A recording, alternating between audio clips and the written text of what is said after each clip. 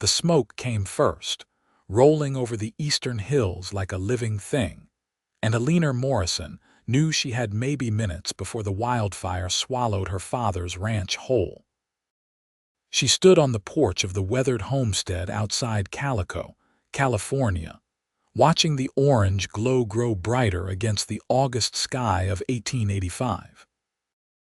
Her father had left 3 days ago to drive cattle to the railhead in Barstow, leaving her alone with 2 ranch hands who had already fled when they spotted the first tendrils of smoke that morning.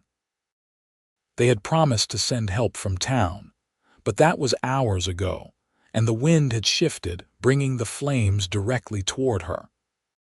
Eleanor was 22 years old and had lived through drought, rattlesnakes, and the occasional band of outlaws passing through, but she had never faced anything like this. The air tasted of ash, and the horses in the corral were screaming, wild with fear. She ran toward them, knowing she had to let them loose, had to give them a chance to outrun what was coming. Her hands shook as she worked the latch, and the horses bolted the moment the gate swung open, disappearing into the haze. The heat was growing more intense by the second, and she could hear the roar of the fire now, like a freight train bearing down on her. The barn would go first, then the house, then everything her family had built over 15 years in this harsh, unforgiving country. She grabbed a saddlebag and stuffed it with whatever she could carry: her mother's silver locket, the deed to the property, a canteen of water. Her hands moved automatically while her mind raced. The creek bed to the south might offer some protection, but it was nearly dry this time of year. The road to town meant running straight toward the smoke. West was nothing but open desert for miles. The decision was made for her when a burning ember landed on the barn roof. Within seconds, the dry wood caught, and flames began to climb. Eleanor ran. She did not know where she was going, only that she had to move. The smoke was so thick now that she could barely see 10 feet ahead. Her eyes burned and watered. She pulled her kerchief over her nose and mouth, but it did little good. The heat pressed against her from all sides. Then she heard it hoofbeats, fast and hard, cutting through the roar of the fire. She turned and saw him emerging from the smoke like an apparition, a tall figure on a bay horse, riding straight into the inferno she was trying to escape. He was bent low over his horse's neck, his hat pulled down, a bandana covering half his face. For a moment, she thought she was hallucinating, that the smoke had gotten into her lungs and her mind was playing tricks. But then he was beside her, reaching down with one strong arm, and she heard his voice, rough and urgent. "Take my hand." She did not hesitate. Her fingers locked around his wrist, and he hauled her up behind him with a strength that took her breath away. She barely had time to settle before he wheeled the horse around and kicked it into a gallop. They raced through the smoke and flames, and Eleanor clung to him, her arms wrapped tight around his waist.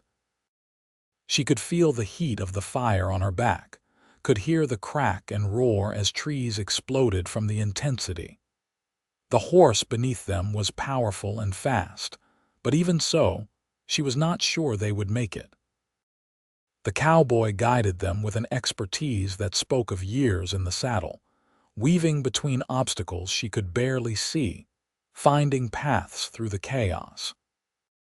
She felt him tense when a wall of flame rose up directly in their path, felt the horse balk, but he urged it forward with voice and heel, and somehow they burst through, the flames so close that Eleanor felt her skirt singe. Then, suddenly, the smoke began to thin. The air became breathable again. The roar of the fire faded to a distant rumble behind them. They burst out onto clear ground, and the cowboy finally slowed the horse to a trot, then a walk. Eleanor could not let go. Her hands were locked together, her face pressed against his back, and she was shaking so hard she thought she might fall apart. She could feel him breathing hard, could feel the tension in his body slowly beginning to ease. "You are safe now," he said, his voice gentler than before. "You can let go." But she could not yet. Her fingers would not obey. So he reached back with one hand and covered hers with his own, and the simple human contact was enough to break through her shock. She gasped and released him, and he swung down from the saddle before reaching up to help her down. Her legs would not hold her. She collapsed against him, and he caught her, easing her down to sit on the ground. He crouched beside her, pulling the bandana from his face, and she saw him clearly for the first time. He was young, maybe a few years older than she was, with a strong jaw shadowed by several days of stubble, and eyes the color of creek water in summer, a clear gray-green that held both concern and something else she could not quite name. Dust and ash streaked his face, and his dark hair stuck to his forehead with sweat. "Breathe," he told her. "Just breathe. You are all right." She tried to follow his instruction, but her breath kept catching in her throat. She looked back toward where they had come from. The sky was black with smoke, and the orange glow lit it from within. Everything was gone. Everything. "My father's ranch," she whispered. "It is all gone." The cowboy followed her gaze, and something tightened in his expression. "I am sorry, but you are alive, and that is what matters." She turned to look at him, really look at him. "You came into the fire. You rode straight into it. I saw the smoke from the ridge and figured someone might be in trouble. You could have died." He shrugged, uncomfortable with her gratitude. "But I did not." "Why?" The question came out more sharply than she intended. "Why would you risk your life for someone you do not even know?" He met her eyes, and she saw something fierce in his gaze. "Because it was the right thing to do." It was such a simple answer, but it shook something loose inside her. She started to cry, great gulping sobs that she could not control, and he did not try to stop her or tell her to calm down. He just stayed there, solid and present, until the storm passed. When she could breathe again, when she had used her already filthy kerchief to wipe her face, she looked at him and said, "Thank you. I do not know your name, but thank you." "Harrison," he said. "Harrison Wells, Eleanor Morrison." He nodded, acknowledging the introduction, then stood and offered her his hand. "We need to keep moving. That fire is spreading fast and the wind could change. Calico is about 8 miles west. Can you ride?" She took his hand and let him pull her to her feet. "I have been riding since I was 5 years old." Something that might have been approval flickered in his eyes. "Then we will get you to safety." But his horse, valiant as it had been, was exhausted and could not carry them both that distance at any speed. Harrison seemed to realize this at the same moment Eleanor did. He looked around, assessing their situation with a practiced eye. "There is a line shack about 2 miles north," he said. "It belongs to the Triple Bar Ranch. We can rest there, let the horse recover, and wait to see which way the fire moves." Eleanor nodded, too tired to argue. She knew the Triple Bar, knew it was one of the larger outfits in the area, though she had never met the owner. Harrison led the horse, and Eleanor walked beside him, grateful for the solid ground beneath her feet and the clean air in her lungs. The sun was beginning to set, painting the western sky in shades of gold and crimson that looked too much like fire. Eleanor tried not to think about what was burning behind them, tried not to picture her father coming home to find nothing but ashes. She had the deed in her saddlebag, at least. The land would still be theirs. They could rebuild, if they had the money, if her father's heart did not break. If 100 other things went right. "You are thinking too much," Harrison said, breaking into her spiraling thoughts. "How can you tell? Your face. You look like you are carrying the weight of the world. I feel like I am." He was quiet for a moment, then said, "One step at a time. That is all you can do. One step, then another, until you get where you are going." It was the kind of simple wisdom that came from hard experience, and Eleanor found herself wondering what this man had lived through to learn it.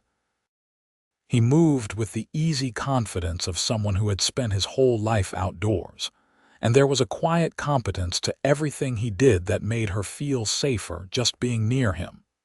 The line shack appeared as the last light was fading from the sky. It was a small, rough structure, built to provide shelter for cowboys working the far reaches of the ranch, but it looked like a palace to Eleanor. Harrison checked inside first, making sure no animals had taken up residence, then gestured for her to enter. There was a pot-bellied stove, a narrow bunk, a table, and 2 chairs. Supplies lined a shelf on one wall: canned goods, coffee, matches. Someone had left blankets folded on the bunk. It was sparse but clean, and after what she had been through, it felt like luxury.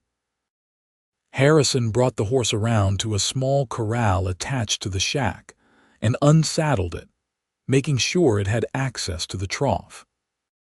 Eleanor watched him work through the open door, noting the care he took with the animal, the way he checked it over for injuries, the gentle words he murmured as he rubbed it down.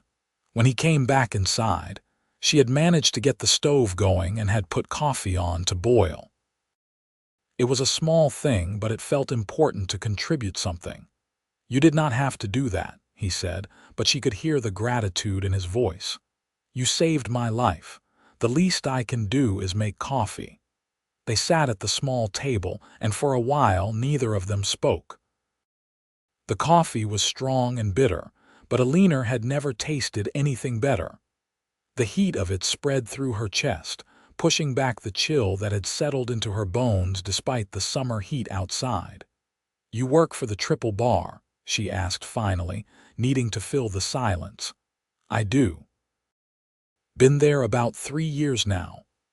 "Where are you from originally?" He hesitated, and she got the sense that he did not talk about himself often. "Kansas. My family had a farm there. My father died when I was 16 and my mother remarried a year later. Her new husband did not have much use for a stepson, so I headed west. That must have been hard." "It was what it was." He took a long drink of his coffee. "What about you? You said it was your father's ranch, my father and I. My mother died when I was 12. It has been just the 2 of us since then." She wrapped her hands around her cup, seeking its warmth. "He is going to be heartbroken when he sees what happened." "When did he leave?" 3 days ago. He was taking cattle to Barstow. He should be back in another 2 or 3 days. Harrison nodded slowly. "The fire will burn itself out before then. You will be able to see what can be salvaged. I already know the answer. Nothing. You might be surprised. Stone foundations can survive. Wells do not burn. Sometimes more makes it through than you think." She wanted to believe him, but the memory of those flames was too fresh. Still, arguing seemed pointless. "Thank you for trying to make me feel better."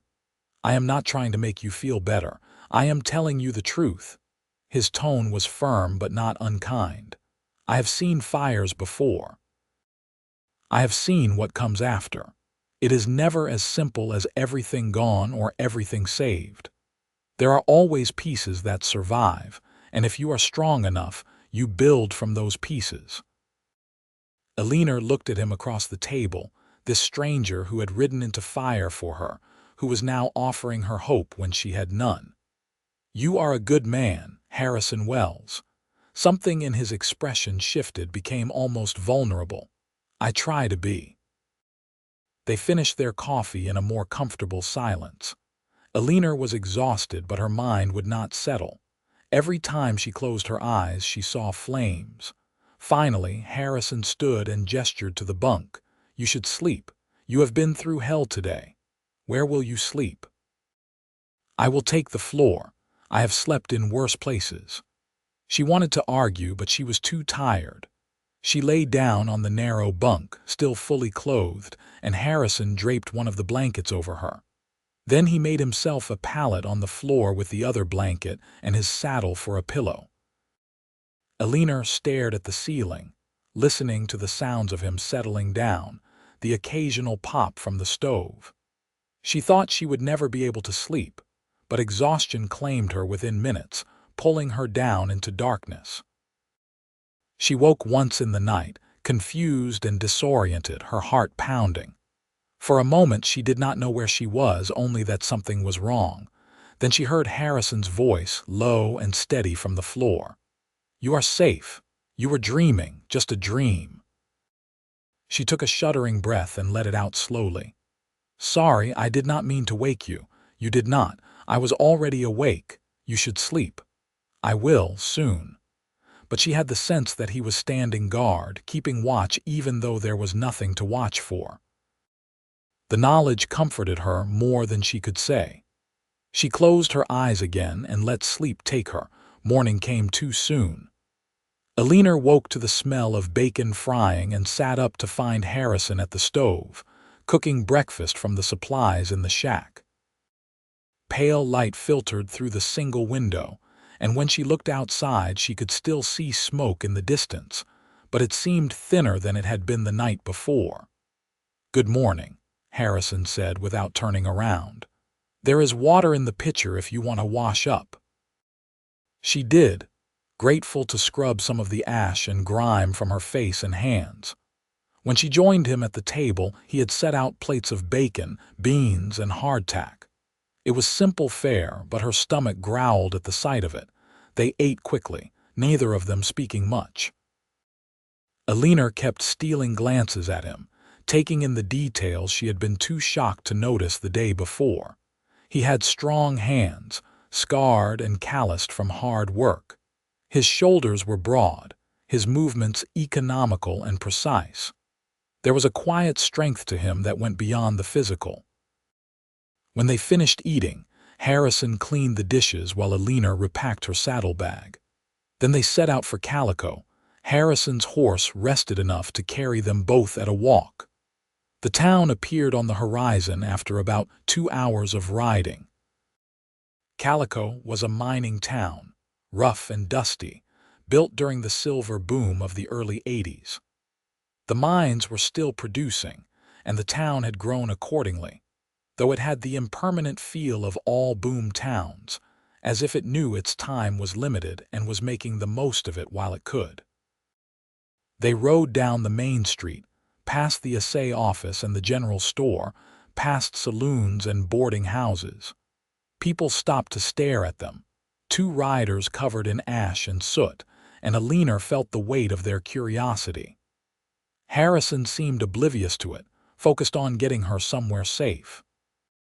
He stopped in front of a neat white house with a sign that read, "Dr. Samuel Foster, Physician."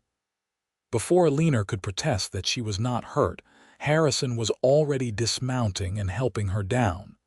"You breathed a lot of smoke yesterday," he said. "The doctor should check you over." "I cannot afford. I will pay for it." "You will not. You have already done too much." His jaw set in a stubborn line.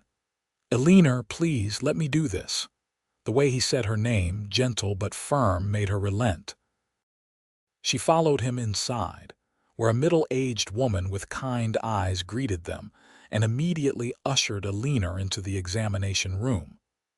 Dr. Foster was a balding man in his 50s with a brisk, no-nonsense manner. He listened to her lungs, looked at her eyes and throat, and declared that she was lucky but should rest her voice as much as possible for the next few days and avoid any strenuous activity. When Eleanor came back out to the waiting room, Harrison was talking quietly with the doctor's wife. He broke off when he saw her and raised an eyebrow in question. "I will be fine," she said, her voice a bit hoarse. "Thank you." He nodded and paid the doctor despite her continued protests, then led her back outside. The street was busier now, full of miners and merchants going about their business. Harrison stood on the boardwalk, looking uncertain for the first time since she had met him. "Where do you need to go?" he asked. "Do you have family in town, friends?" Eleanor shook her head. "No one close. My father and I keep to ourselves mostly." She hated how lost she sounded, hated the vulnerability of her situation. "I suppose I should find a room at one of the boarding houses and wait for my father to return." "Do you have money for that?" She did not. Not really. She had a few coins in her pocket, but certainly not enough for several days' lodging and meals. Pride made her want to lie, but what was the point? Not much. Harrison was quiet for a moment, thinking. Then he said, "Come with me." He led her down the street to a building with a sign that read, "Mrs. Dorothy Wheeler, Boarding House." It was one of the nicer-looking establishments, with fresh paint and curtains in the windows. Harrison tied his horse to the rail and held the door open for Eleanor. The interior was clean and smelled of baking bread. A plump woman with gray hair and a warm smile emerged from the back room, wiping her hands on her apron. "Harrison Wells, as I live and breathe," she said, her face lighting up. "I have not seen you in town for weeks. Hello, Mrs. Wheeler. I need a favor." The woman's smile faded as she took in their appearance, the ash and soot, the serious expressions. "What has happened?" Harrison explained the situation quickly and efficiently, and Mrs. Wheeler's face filled with sympathy. She turned to Eleanor and took both of her hands. "You poor dear. Of course you can stay here. Do not even think about payment until your father returns and you have sorted things out." "I cannot accept charity," Eleanor said, though the offer made her throat tight with gratitude. "It is not charity, it is neighborliness. Anyone in your situation would need help, and I am happy to provide it." Mrs. Wheeler's tone brooked no argument. "Now, let me show you to a room. You look like you could use a bath and some clean clothes." Eleanor found herself being swept upstairs before she could protest further. Mrs. Wheeler showed her to a small but comfortable room with a real bed, a washstand, and a window that looked out over the street. It felt like unimaginable luxury after the night in the lined shack.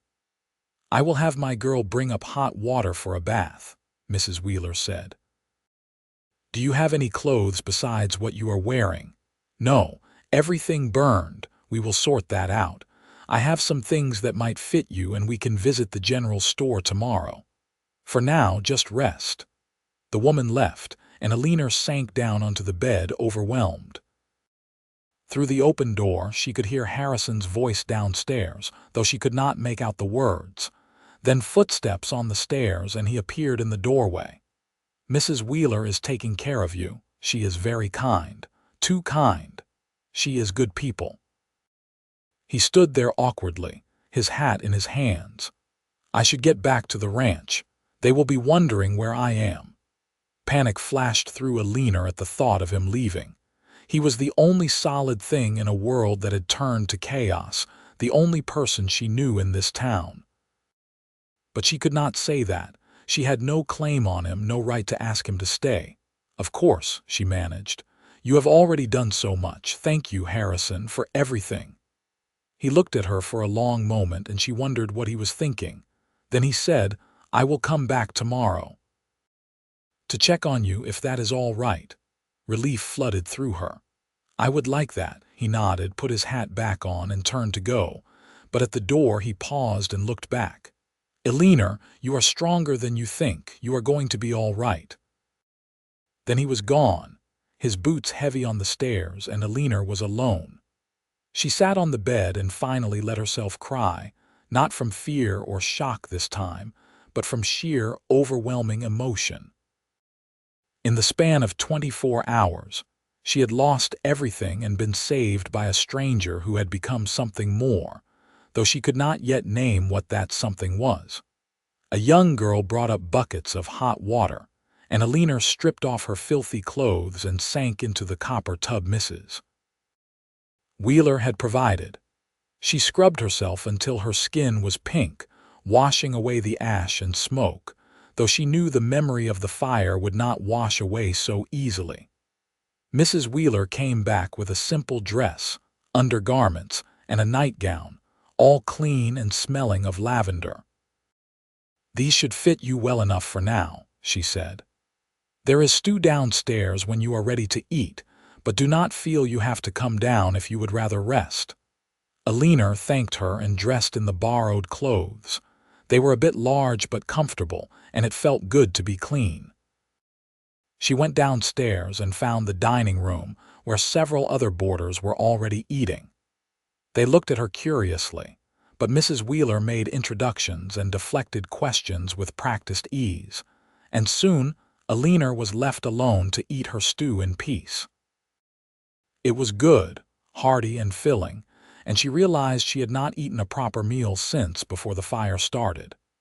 She cleaned her plate and accepted a second helping, much to Mrs. Wheeler's approval. That night, she lay in the clean bed and stared at the ceiling, thinking about Harrison. She barely knew him, yet he had risked everything for her. Why? She kept coming back to what he had said. Because it was the right thing to do.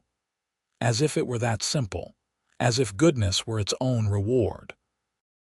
She thought about his face when he had pulled the bandana down, the strength in his hands when he had caught her, the patience in his voice when she had cried. She thought about the way he looked at her, as if she were someone worth saving. Sleep came eventually, and this time, she did not dream of fire. Harrison returned the next day, just as he had promised. Eleanor was sitting in the parlor when he arrived, mending one of Mrs. Wheeler's tablecloths to earn her keep. She looked up when she heard his voice in the hallway, and her heart did something strange in her chest, a little leap that caught her off guard. He appeared in the doorway, hat in hand, looking scrubbed and clean in a way he had not been the day before. His hair was still damp from washing, and he wore a clean shirt and vest. He looked younger somehow, and Eleanor realized that when they met, he had been as covered in ash and grime as she had been. "How are you feeling?" he asked. "Much better." Dr. Foster was right. A day of rest made a big difference. Her voice was still a bit hoarse, but it no longer hurt to talk. "Good." He shifted his weight, clearly uncomfortable standing in the parlor. "Would you like to take a walk, get some fresh air?" She set aside the mending immediately. "I would like that very much." They walked down the main street of Calico, past the general store and the post office. The day was warm but not oppressively hot, and the sky was a clear, bright blue with no trace of smoke. Harrison kept to a slow pace, letting her set the rhythm, his hands clasped behind his back. "Did you get in trouble for being gone?" Eleanor asked. "No. I told the foreman what happened, and he understood. The Triple Bar takes care of its people. You like working there?" It was a statement, not a question, but he answered anyway. "I do. The owner is fair, the work is good, and the land is beautiful. It is a good place to be." They reached the edge of town, where the buildings gave way to open desert. Harrison led her to a spot under a scraggly tree that offered a bit of shade, and they sat on a fallen log, looking out over the vast expanse of sand and scrub. "Have you thought about what you will do?" he asked. "When your father returns, try to rebuild, I suppose, though I do not know how. We put everything we had into that ranch." She picked at a thread on her borrowed dress. "My father is not a young man anymore. I do not know if he will have the heart to start over. What about you? Do you have the heart for it?" She looked at him, surprised by the question. "I do not know. I have never thought about wanting anything other than the ranch. It has been my whole life. Maybe this is a chance to think about what you want now. Is that what you did when you left Kansas, in a way?" "I did not have much choice about leaving, but I had every choice about where I went and what I did once I got there. I chose this life, and I do not regret it." Eleanor thought about that. Choosing your life. It seemed like such a simple concept, but she realized she had never really done it. She had just followed the path laid out for her, never questioning whether it was what she wanted. "I do not know what I want," she admitted. "That is all right. You do not have to know right now." They sat in companionable silence, and Eleanor felt some of the tightness in her chest ease. Harrison had a gift for making her feel like she did not have to be anything other than what she was, like she did not have to have all the answers. "Tell me about the triple bar," she said. "What is it like working there?" He talked, and she listened, grateful for the distraction. He told her about the cattle and the horses, about the other cowboys and their rough humor, about the land that stretched for miles in every direction. He talked about the work hard and sometimes dangerous but satisfying in a way that desk work never could be. He talked about the freedom of it, the way you could ride for hours and never see another soul, the way the stars looked at night when you were out on the range. As he spoke, Eleanor watched his face, saw the way it lit up when he talked about things he loved. She found herself smiling without meaning to, caught up in his enthusiasm. "You should come see it sometime," he said suddenly. "The ranch. If you want to, I mean. I could show you around. I would like that." They walked back to the boarding house as the sun began to sink lower in the sky. At the door, Harrison hesitated again, and Eleanor got the sense that he wanted to say something but did not know how. "Will you come back tomorrow?" she asked, making it easier for him. "If you want me to, I do." Something warm flickered in his eyes. "Then I will be here." He came back the next day, and the day after that. Each day, they walked and talked, sometimes about serious things, sometimes about nothing at all. Eleanor learned that Harrison could play the harmonica but was too shy to play in front of people. She learned that his favorite food was apple pie and that he had a habit of whistling when he worked. She learned that he was 26 years old, that he had never been in love, and that he wanted someday to have his own ranch. Harrison learned that Eleanor could read and write, which was unusual for a woman in their circumstances, and that her mother had insisted on teaching her.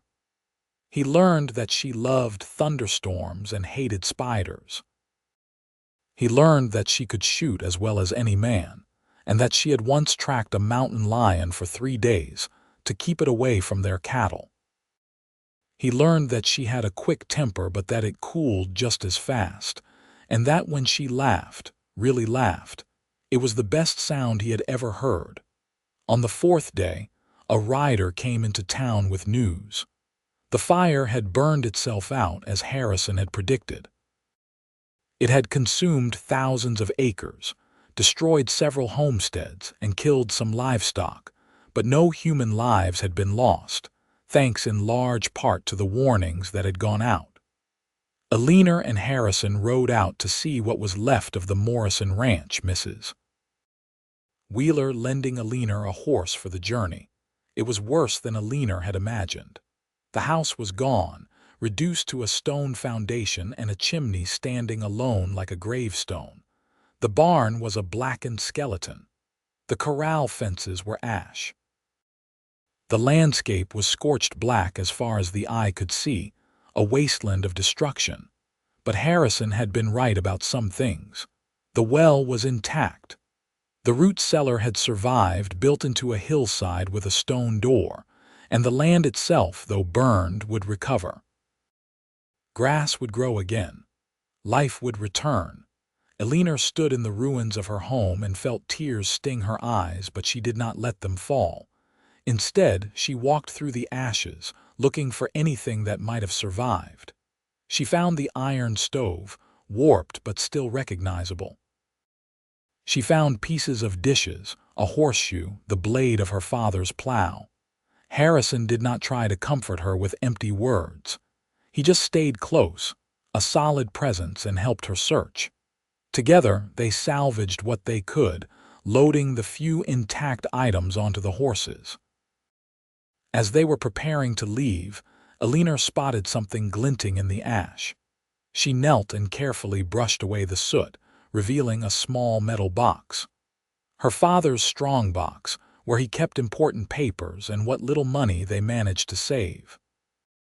She opened it with shaking hands and found everything inside intact, protected by the metal from the flames. "Thank God," she whispered. It was not much, but it was something. A few $100s, some bonds and important documents, enough to start over if they were careful. Harrison helped her to her feet and she met his eyes. "You were right. There are pieces that survive. There always are." They rode back to Calico as the sun set, painting the burned landscape in shades of gold and red. Eleanor felt lighter than she had since the fire started, as if seeing the worst of it had freed something inside her. She knew the road ahead would be hard, but for the first time, she believed she could walk it. That evening, she and Harrison sat on the porch of the boarding house, watching the street grow quiet as night fell. Mrs. Wheeler had served them supper, then tactfully made herself scarce, leaving them alone. "My father will be back in a day or two," Eleanor said. "I have been thinking about what to tell him. The truth, I would imagine. The truth is that everything is gone, that we have to start over from nothing. The truth is also that you survived, that you are safe. That is what will matter most to him." Eleanor smiled. "You are right." "Of course you are right. I am not always right. You have been right about everything so far." Harrison looked uncomfortable with the praise, as he always did. Eleanor was learning that he was a man who did not seek recognition for his actions, who simply did what he thought was right and expected nothing in return. It was a quality she admired deeply. "Harrison," she said, and he turned to look at her. "I want to thank you properly. Not just for saving my life, but for everything you have done since. For checking on me, for keeping me company, for helping me today. You did not have to do any of that, but you did anyway." "I wanted to," he said simply. "Why?" He was quiet for a long moment, and she thought he might not answer. Then he said, "Because I have never met anyone like you. Because you are strong and brave and you deserve to have someone in your corner. Because when I am with you, I feel like I am exactly where I am supposed to be." Eleanor's breath caught. The words were simple, almost plain, but they carried a weight that made her heart pound. She realized that she felt the same way, that these past few days with Harrison had been the brightest points in an otherwise dark time. "I feel the same way," she said quietly. He looked at her, and in his eyes she saw hope and fear mixed together. "Eleanor, I know this is not the right time. You are dealing with so much, and the last thing you need is me making things more complicated. But I need you to know that my feelings for you are real. They are not born out of the circumstances or some misguided sense of responsibility. I care about you, truly care about you, and if you will let me, I would like to keep seeing you, to see where this might go." She reached out and took his hand, feeling the calluses on his palm, the strength in his fingers. "I would like that too." He squeezed her hand gently, and they sat there in the growing darkness, neither of them speaking, just existing in that perfect moment of understanding. The next day, Eleanor's father arrived. She was sitting in the parlor when she heard the commotion outside, heard Mrs. Wheeler's voice raised in greeting and explanation. Then the door burst open, and Thomas Morrison stood there, wild-eyed and frantic. "Eleanor." She ran to him, and he caught her in a crushing embrace, holding her so tight she could barely breathe. She felt him shaking, felt the tears that wet her hair, and she held him just as tightly. "I thought I lost you," he choked out. "They told me in Barstow about the fire, about the ranches that were destroyed. I rode straight through, did not stop, did not sleep. I thought I lost you. I am here, Papa. I am safe." He pulled back to look at her, his hands on her shoulders, his weathered face creased with worry. "The ranch. Gone, all of it. But I am all right, and that is what matters." He pulled her close again, and for a long time they just stood there, father and daughter, grateful to have each other. Eventually, Mrs. Wheeler ushered them into the parlor and brought tea, giving them privacy to talk. Eleanor told him everything: the fire, the escape, Harrison's rescue, the days since. Thomas listened without interrupting, his face growing darker as she described the flames, then lighter when she talked about Harrison.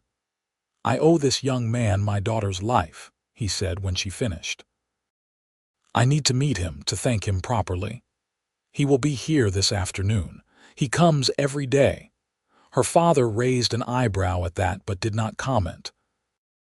Instead, he told her about his trip to Barstow, about the cattle sale that had gone well, about the money he had in his pocket that would have gone toward improvements on the ranch. Money they now desperately needed for rebuilding.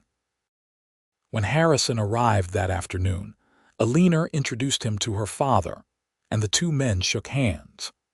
Thomas Morrison was a tall, lean man in his 50s, weathered by years in the sun and wind, with eyes the same shade as his daughter's. He studied Harrison with the intense scrutiny of a father assessing a potential suitor, and Eleanor held her breath, hoping he would see what she saw. "My daughter tells me you saved her life," Thomas said. "I helped her get to safety," Harrison replied. "Anyone would have done the same." "That is not true, and we both know it. What you did took courage and skill. I am in your debt." "No debt, sir. I am just glad I was there." Thomas nodded slowly, and some of the tension went out of his shoulders. "Eleanor also tells me you have been looking after her since." "That means something to me. It means a lot." "Your daughter does not need much looking after, sir. She is one of the strongest people I have ever met." Thomas smiled at that, the first real smile Eleanor had seen from him since he arrived. "That she is. Gets it from her mother." He gestured to the chairs. "Sit down, son. Tell me about yourself." They talked for over an hour, and Eleanor watched as her father slowly warmed to Harrison. It was impossible not to. Harrison was honest and straightforward, answering every question without evasion. He talked about his background, his work, his hopes for the future. He did not try to impress or exaggerate. He was simply himself, and that was enough. Finally, Thomas stood and stretched. "I need to go see the ranch, see what we are dealing with." "Eleanor said you helped her salvage some things yesterday. Would you be willing to ride out there with us tomorrow? I could use another set of eyes, someone who knows about building and ranching." "I would be happy to help, sir." After Harrison left, Thomas turned to Eleanor with a knowing look. "That is a good man. I know you care about him." It was not a question, but Eleanor answered anyway. "I do." "Does he feel the same way?" "He says he does." Thomas was quiet for a moment, then said, "I like him. That does not happen often, so you should know it means something." "But Eleanor, we are about to face some very hard times. Rebuilding is going to take everything we have and then some. Are you sure you want to bring someone else into that mess?" "I am not bringing him into anything. He is choosing to be here just like I am choosing to let him." Her father smiled. "That is a good answer. Just promise me you will be careful with your heart. It has been through enough lately." "I promise." The three of them rode out to the ranch the next morning. Thomas took the devastation hard, as Eleanor knew he would, but he did not break. He walked through the ruins with a stoic expression, assessing what could be salvaged, what needed to be replaced, what could wait. Harrison walked with him, offering suggestions, pointing out things Thomas might have missed. By the end of the day, they had a plan. It would take months of hard work and most of their savings, but they could rebuild. The house would be smaller this time, more practical. They would start with a barn and corral, get some livestock, work their way back up slowly. It would not be easy, but it was possible. As they rode back to town, Thomas said, "Harrison, how would you feel about a job? I cannot pay you what the Triple Bar probably does, at least not right away, but I could use someone with your skills. Someone I trust." Harrison glanced at Eleanor, and she saw the question in his eyes. She gave a tiny nod, and he turned back to her father. "I would be honored, sir, but I need to give proper notice to my current employer. They have been good to me, and I owe them that." "That speaks well of you. 2 weeks enough, it should be." They shook on it, and Eleanor felt a thrill of happiness. Harrison would be there, working alongside them, helping them rebuild. She would see him every day, not just for stolen moments in town, but as a real part of their lives. It felt right in a way she could not fully articulate. Harrison gave his notice to the Triple Bar the next day. The foreman was sorry to see him go but understood, and they parted on good terms. Those 2 weeks passed in a blur of planning and preparation. Eleanor and her father stayed at Mrs. Wheeler's boarding house, saving their money for building materials. Harrison spent his days working at the Triple Bar and his evenings in Calico, helping to finalize plans for the new ranch. The more time Eleanor spent with Harrison, the deeper her feelings grew. She learned the little things about him, the way he hummed while he worked, the small scar on his left hand from a rope burn, the fact that he was terrible at math but could estimate distances with uncanny accuracy. She learned that he was patient and kind, that he never raised his voice in anger, and that he had a dry sense of humor that caught her off guard and made her laugh. One evening, they were walking along the edge of town, watching the sun set over the desert. Harrison had been quiet all day, and Eleanor sensed something was on his mind. "What are you thinking about?" she asked. He stopped walking and turned to face her. The dying light painted his face in gold and shadow, and Eleanor thought she had never seen anyone look so serious. "I am thinking about the future," he said, "about what I want from my life." "And what do you want?" "I want land of my own someday. I want a home, a family. I want to build something that lasts." He paused, then added quietly, "I want to build it with you." Eleanor's heart was pounding so hard she was sure he could hear it. "Harrison, I know it is fast. I know we have only known each other for 2 weeks, but Eleanor, when I am with you, I feel more like myself than I ever have before. You are smart and strong and brave, and you do not take any nonsense from anyone. You make me want to be better, to do better. I am not saying we have to rush into anything, but I am saying that I am all in. If you want me, I am yours." She closed the distance between them and took both of his hands in hers. "I want you, Harrison Wells. I have wanted you since the moment you rode into that fire for me. Maybe it is fast, maybe we are crazy, but I do not care. I choose you."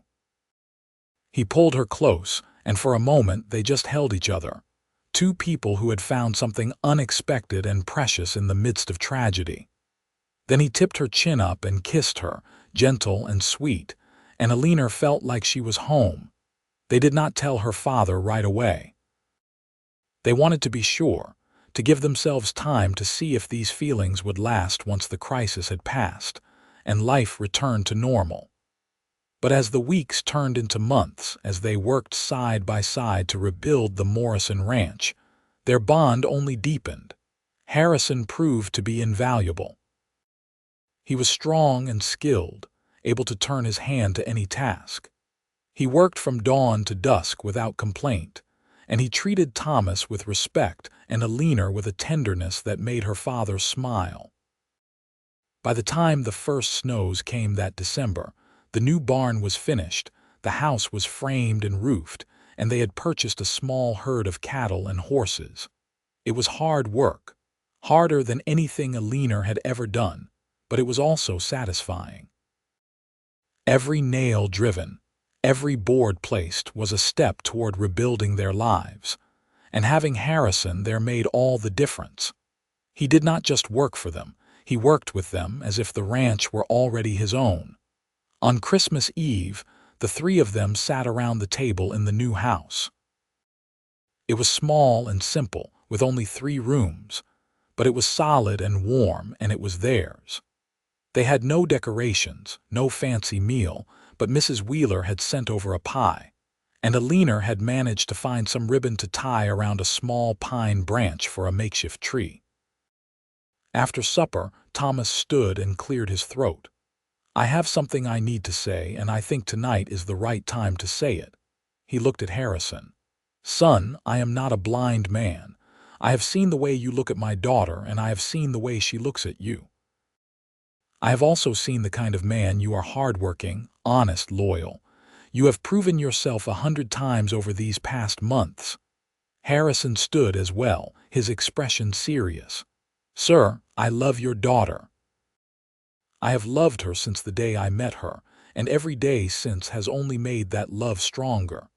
I would like your permission to marry her if she will have me." Thomas smiled. "You have my permission and my blessing, but you had better ask her, not me." Harrison turned to Eleanor, who had risen to her feet, tears streaming down her face. He took her hands and said, "Eleanor Morrison, will you marry me? Will you build this life with me, share your dreams with me, be my partner in everything?" "Yes," she said, her voice choked with emotion. "Yes, Harrison, I will marry you." He pulled her into his arms and kissed her while her father applauded. It was the best Christmas Eleanor had ever known. They were married in February of 1886, in a simple ceremony at the church in Calico. Mrs. Wheeler stood up for Eleanor, and one of Harrison's friends from the Triple Bar stood up for him. Thomas walked his daughter down the aisle with tears in his eyes, and when the preacher pronounced them husband and wife, the small congregation cheered. The celebration afterward was held at Mrs. Wheeler's boarding house. The whole town seemed to have turned out, bringing food and gifts and good wishes. Eleanor wore a dress that Mrs. Wheeler had helped her sew, simple white cotton with lace at the collar and cuffs. Harrison wore his best suit, which he had purchased specially for the occasion, and he could not stop smiling. As the evening wore on and the guests began to depart, Eleanor and Harrison slipped away to the house they now shared with Thomas. It was cramped with 3 of them, but they were working on building a small cabin on the other side of the property for the newlyweds to have their own space. That night, as they lay together in the narrow bed, Harrison held Eleanor close and whispered, "Thank you for choosing me." "Thank you for riding into the fire," she whispered back. "I would do it again in a heartbeat. I know. That is why I love you. The years that followed were good ones. The ranch prospered slowly but surely." Harrison and Eleanor finished their cabin and moved into it, giving Thomas his space back. They worked hard, saved their money, and expanded their operation. Harrison proved to have a gift for working with horses, and he started breeding and training them, earning a reputation throughout the region for quality stock. Eleanor took over the business side of things, managing the accounts and negotiating sales. Together, they made a formidable team. Thomas gradually stepped back from the day-to-day work, content to let the young couple take the lead, though he remained involved and valued. In the spring of 1887, Eleanor discovered she was pregnant. Harrison was beside himself with joy, and Thomas glowed with pride at the thought of becoming a grandfather.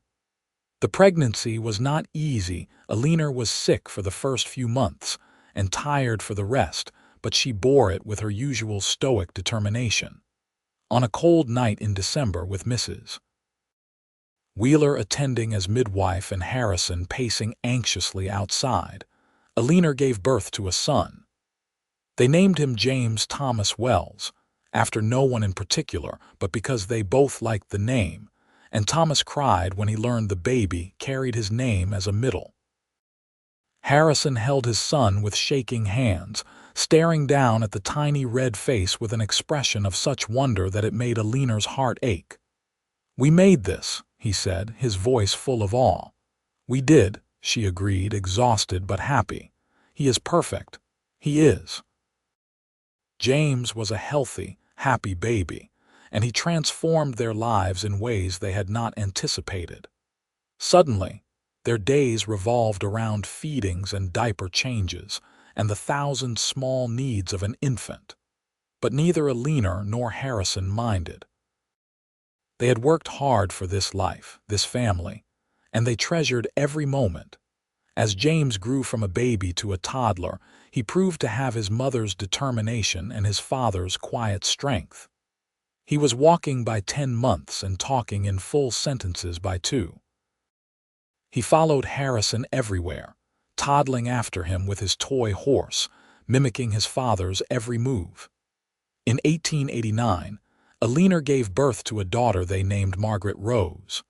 She was smaller than James had been, with delicate features and her father's gray-green eyes.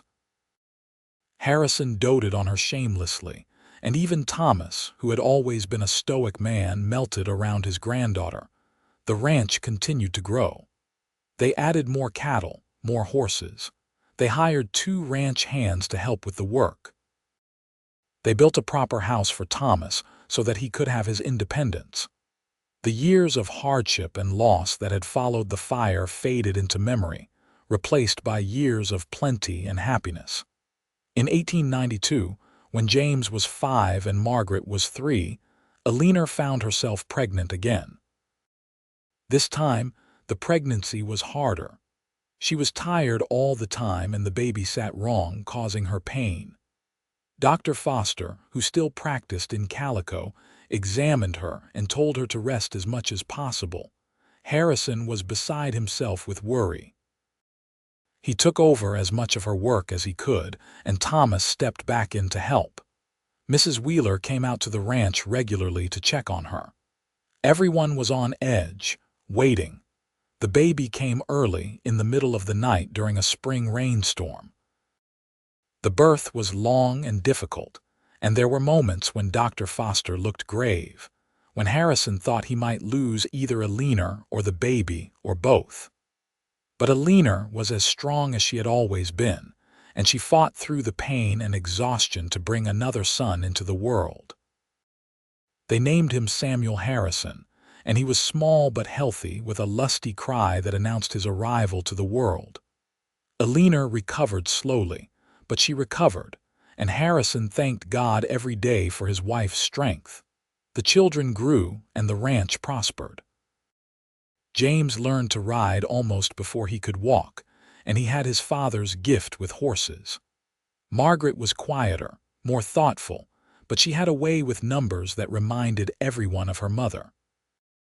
Samuel was the wild one, always getting into mischief, always pushing boundaries, but with a heart as big as the sky. Thomas remained a vital part of their lives, a beloved grandfather who told stories and spoiled the children shamelessly. He lived to see his grandchildren grow into capable young people, lived to see the ranch become one of the most successful operations in the region. He passed peacefully in his sleep in the winter of 1898, surrounded by the family he loved.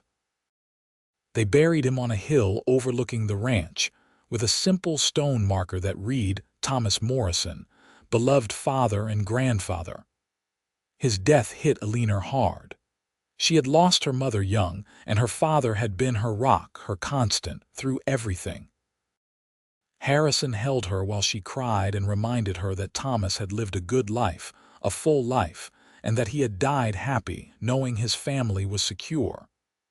"He was so proud of you," Harrison told her. "So proud of everything you built." "We built," Eleanor corrected. "You and me together." "You and me together," he agreed. The new century came, bringing with it changes and challenges.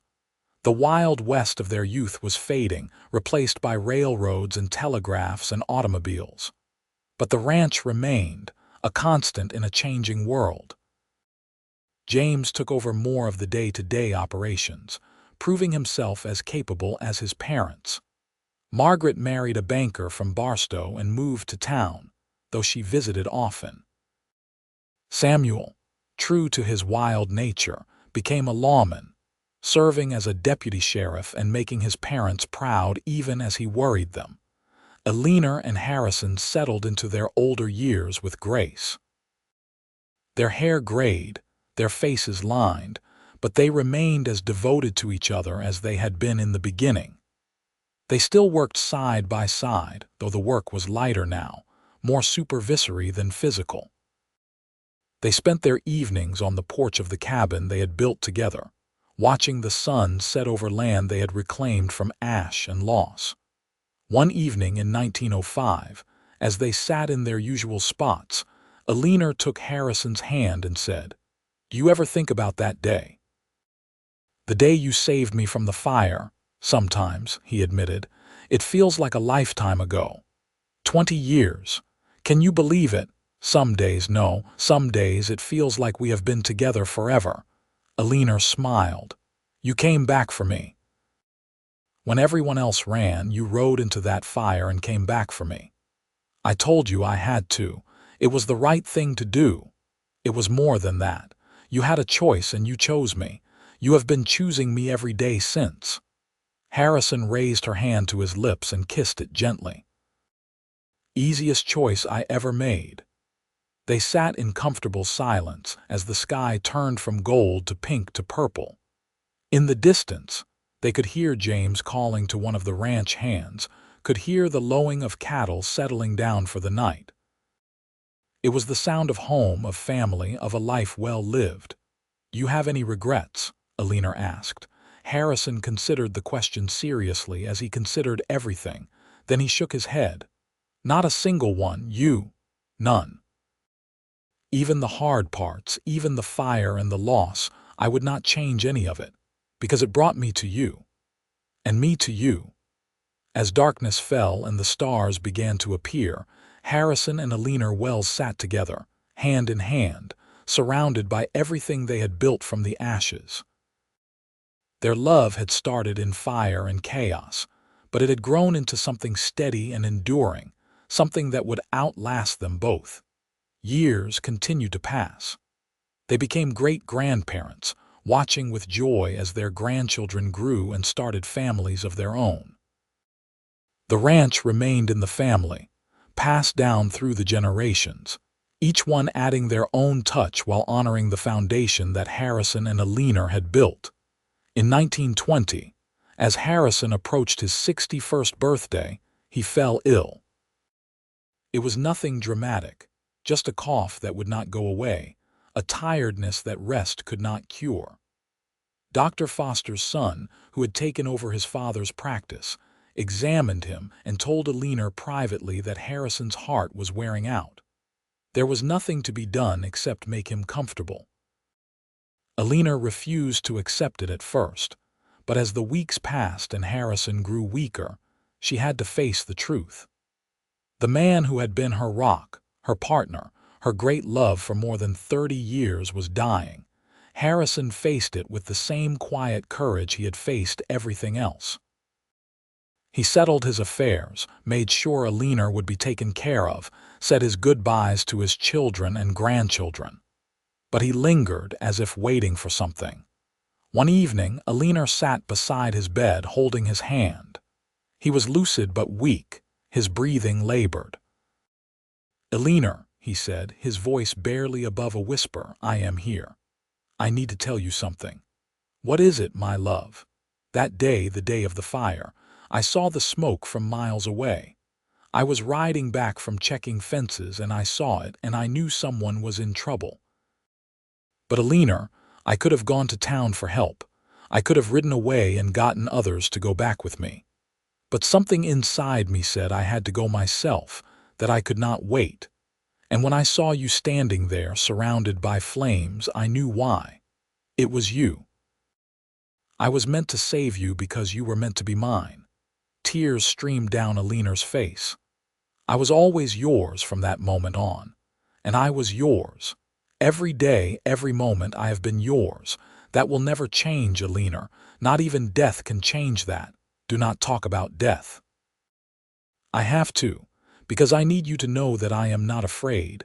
I have lived a full life, a happy life because of you. I have no regrets. You are my everything, Harrison Wells. You are my heart." He smiled, and it was the same smile that had captured her heart all those years ago.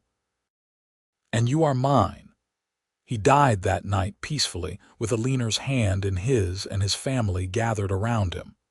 The funeral was held on a bright spring day, and it seemed like the whole county turned out to pay their respects. Harrison Wells had been a good man, a fair man, and he was mourned by many.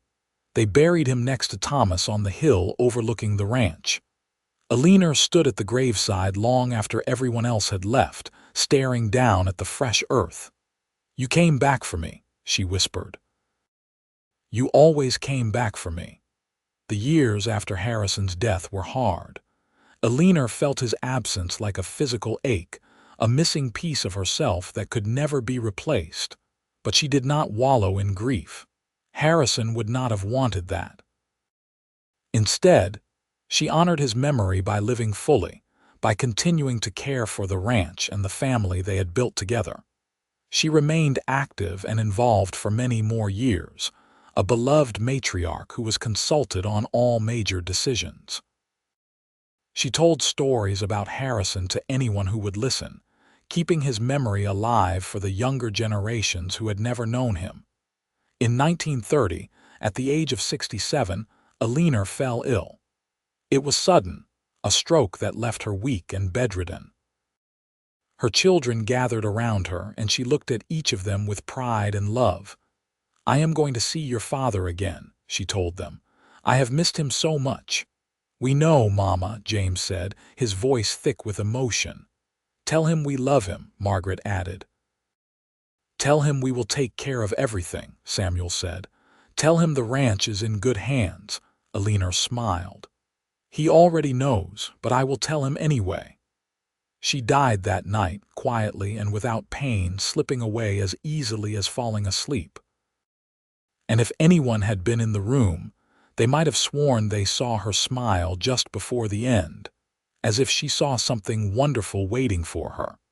They buried her beside Harrison, and the whole family gathered to say goodbye. The stone marker they placed read simply, "Eleanor Morrison Wells, beloved wife, mother, and grandmother. She was loved beyond measure."